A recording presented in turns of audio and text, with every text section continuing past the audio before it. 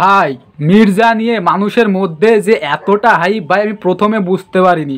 যদি প্রথমে বুঝতে পারতাম না মির্জা নিয়ে মানুষের মধ্যে এতটা হাইপ, তাহলে ভাই সবার আগে মির্জা সিনেমার টিজারের রিয়াকশানটা দিতাম। ভাই আমার আজকের দিনে সবথেকে বেশি কমেন্ট পড়েছে যে মির্জার টিজারের রিয়াকশান কই, মির্জার টিজারের রিয়াকশান কই। ভাই ভাই এই কমেন্টটা আজকে সব থেকে বেশি পেয়েছি। ভাই আমি তো 2-3টা ভিডিওতে জানিয়েই দিয়েছি যে আমার ভাই নেট প্রবলেম, নেট মানে ওয়াইফাই নেই, এই কারণে ভাই আমি ভিডিও অত আপলোড করতে পারি না, তাই আমি মির্জাকে একটু সাইডেই রেখেছিলাম। তারপরে ভাই এত কমেন্ট পড়েছে, এবার ভাই মির্জার টিজারের রিয়াকশান না করে আর থাকতে পারলাম না। ভাই ভাই মির্জা নিয়ে যে এতটা হাইপ আমি প্রথমে বললাম যে প্রথমে আমি ভাবতে পারিনি। আর সিনেমাটা আমি তো প্রথম থেকে বলে আসছি, অঙ্কুশদা এই সিনেমাটার জন্য মারাত্মক খেটেছে এবং খাটনি আমরা দেখতে পেরেছি এবং লার্জ স্কেলের সিনেমাটা তৈরি করা হচ্ছে এবং তার কিছু প্রুফ আমরা এই টিজারের মধ্যেই দেখতে পেলাম। শেষে অঙ্কুশদার এন্ট্রি জবরদস্ত জবরদস্ত। আর এবার টিজারটার কাছে আসি। ভাই দেখো আমরা সচরাচর যে টিজারগুলো দেখি না, এটা কিন্তু এই মির্জা সিনেমার টিজারটা কিন্তু সেখান থেকে বেরিয়ে একটু আলাদা হয়েছে।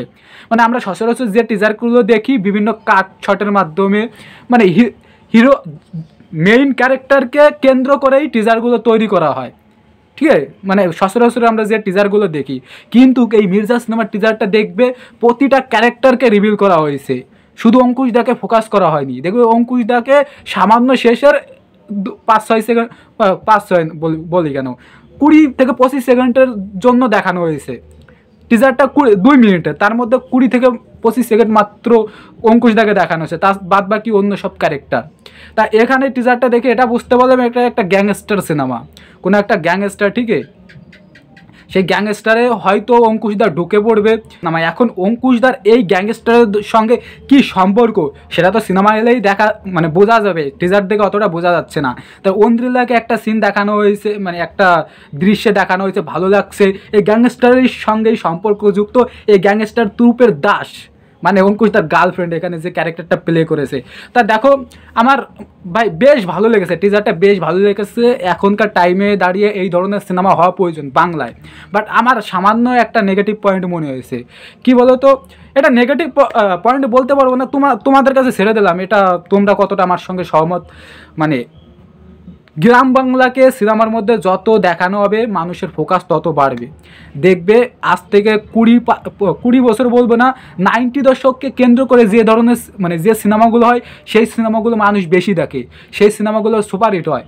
আমি তার বড় বড় উদাহরণ দিচ্ছি, আমাদের ইন্ডিয়ান সিনেমা দিয়েই উদাহরণ দিচ্ছি। কেজিএফ এখনকার সিনেমা না ভাই, কয়লা খনি এখনকার মানে এই উন্নত পরিবেশের ছোঁয়া আছে কেজিএফে নেই।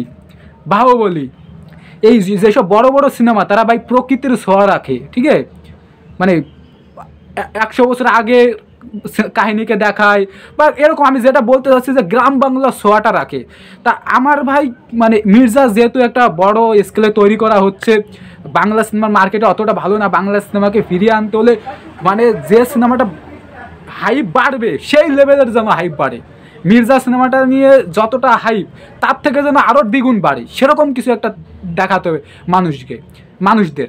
মানে আমরা জানি যে মির্জা সিনেমাটা নিয়ে মারাত্মক হাইপ, যখন কোনো একটা টিজার বা কিছু একটা দেখবো তখন যেন তার থেকে ডাবল হাইপটা বেড়ে যায়। তা মির্জা সিনেমার টিজারটাকে আমার ঠিকঠাক লেগেছে। এখানে যদি কোনো প্রকৃতির ছোঁয়া রাখতো না, হ্যাঁ, মানে কোনো গ্রাম বাংলার দৃশ্য, মানে কোনো একটা দৃশ্য দেখে ওয়াও এটা কি দেখলাম, এরকম একটা ওয়াও জিনিসটা যদি থাকতো না, প্রকৃতির বেসে আমি বলছি, অঙ্কুশদার এন্ট্রি দেখে তো wow, just a wow, but প্রকৃতির মানে বিচারে বলছি, যদি এরকম কোনো একটা সিন দেখতে পেতাম যে ওয়াও, মানে প্রকৃতির ছোঁয়াটা যদি একটু পেতাম না, তাহলে টিজারটা আরও ইন্টারেস্টিং হতো, আরও ভাই মানে হাইপ বেড়ে যেত, আরও দ্বিগুণ বেড়ে যেত ভাই। তা আমার ভাই টিজারটা ঠিকঠাক লেগেছে। এখনকার টাইমে দাঁড়িয়ে এই ধরনের ভাই সিনেমা হওয়া প্রয়োজন, চলবে, ঠিক আছে? অঙ্কুশদার এই সিনেমাটা আগের যতগুলো আমি সিনেমা দেখেছি অঙ্কুশদার, তার থেকে বেটার মির্জা হতে চলেছে। তা তোমাদের এখন অনেকে তো এই টিজারটা রিয়াকশন করে দিয়েছে, তোমাদের টিজারটা কেমন লাগলো প্লিজ কমেন্টে জানিও। আর আমার মতামতের সঙ্গে তোমরা কতটা একমত সেটাও কমেন্টে জানিও। আর আমার এই ভিডিওটা ভালো লাগলে সেই ভিডিও শেষে একটাই কথা, লাইক, কমেন্ট এবং শেয়ার, এবং চ্যানেলে যদি নতুন হতে চ্যানেলটা সাবস্ক্রাইব করে আমার সঙ্গে থাকতে হবে। দেখা হচ্ছে পরবর্তী কোনো ভিডিওতে। টাটা।